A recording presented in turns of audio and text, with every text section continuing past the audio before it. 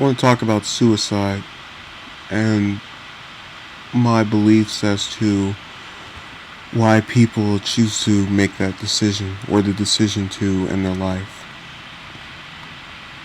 So I have this clock going off right next to me over and over again. Um, it's so hard to do this without sort of bringing my own experiences into it. Basically, I've given thought to what would happen were I to commit to do it, to go ahead and end my life. And every time I thought about it, I thought about other people's reasons for going ahead with that, which I can narrow down to believing that life is so bad that it will never get better, that you're just stuck in this period of awfulness, that you just can't get out of this. It never will improve. And I've felt that way several times. And I've felt that way several times in the past. I felt that way as recently as some weeks ago or some months ago. And even though I didn't think of it at that time, it still goes back to when a person is at their lowest. Now, I don't think I was necessarily at my lowest in these last few months, but I still believe there was a part of me that is frustrated with the status quo and how things are just staying still. Nothing seems to be improving or changing.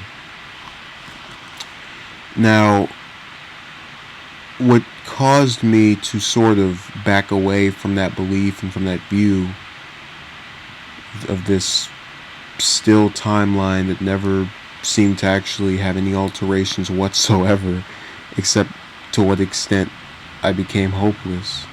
And in thinking about that, I just thought to myself, what was life like 5 years ago?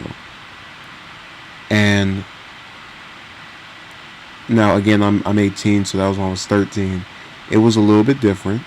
There are some things I still feel are the same.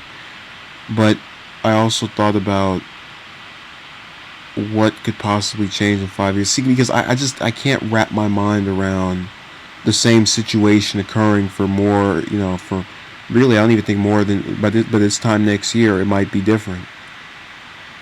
I give thought to that idea and hope to that idea, because hope is really all I can have at some points. It's just this thing that I look at and kind of interpret as being my saving grace.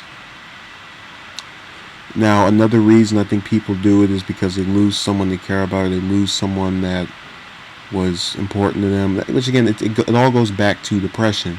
On the subject of close relative deaths and just close friends dying, I'm not going to say people shouldn't grieve. I'm not going to say people shouldn't have feelings for those that have passed. I am saying that I think they can recover from that mourning and not allow it to dictate how they go about their daily life for an extended period of time. We all grieve. We all feel pain for different reasons.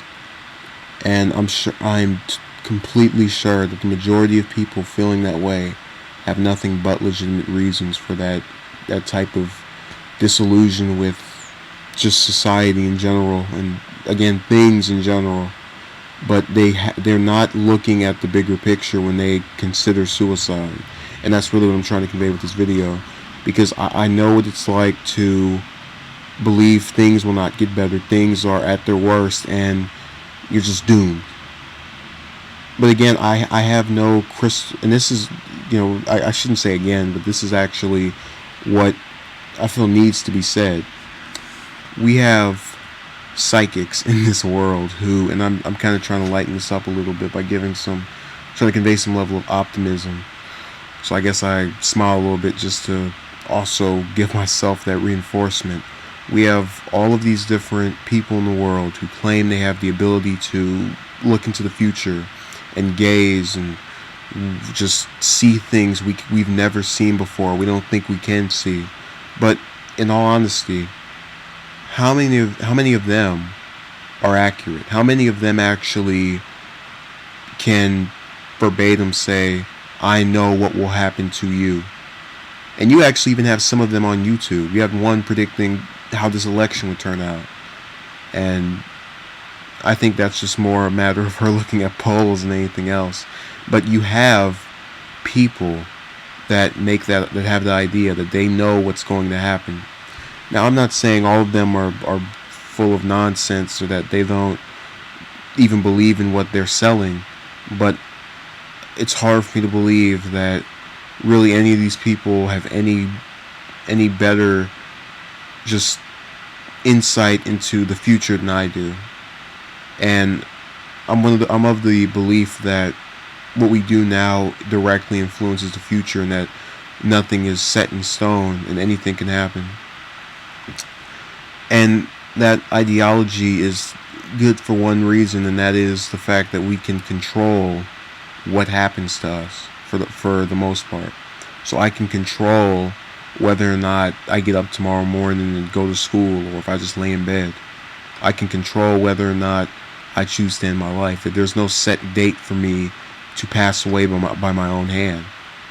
And that's really what I'm trying to convey to people who feel that way, from the level of just wanting to end themselves and their existence. That there's always another day, and you really cannot determine what will happen in the future with 100% accuracy. Now you can, okay, let's say, just to give you an example, I don't get into some school. Doesn't mean I'll never be able to go there ever. I can apply if I meet some other type of guideline later on. Of course, my whole thing is if a school doesn't want me the first time around, I'm done with it. Just keep moving on with my life. But there are people who, feel a discouragement with not going to their dream school or wherever that is, and certainly I can relate to that idea as well. But even then, sorry, I was looking at this little thing on my phone.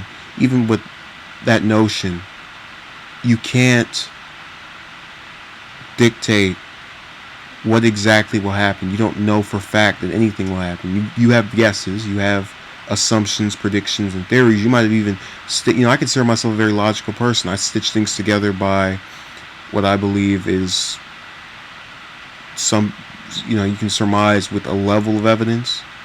So, if I see something I really believe in, I'll go, oh, I like it because of this, because of that, because of this. And it's really hard to debunk my views, or at least change my mind on a number of things, because I'm so stuck in my ways based on my beliefs. But that, regardless of that, I'm just trying to convey that people, let me explain why I don't do it. After all these different times I've been depressed. A month ago, I didn't know what would happen. 3 months ago, I didn't know what would happen. 2 months from now, I don't know what will happen. Sorry about that. I was preoccupied with something else that was called to my attention earlier. But as I was saying before, do not give up. And there's always tomorrow, which may possibly be a better day. Don't listen to people or statistics that tell you life will never improve, everything is ruined. You have to live for the moment, in that sense of just not looking so far ahead that you don't see anything forward, because I think you're not opening yourself up to the possibilities. And that's really arguably the greatest tragedy of the whole practice of taking one's life, other than the fact that that person will no longer walk this earth. And it's something that we really can't play around with. So thank you for watching, and have a good day.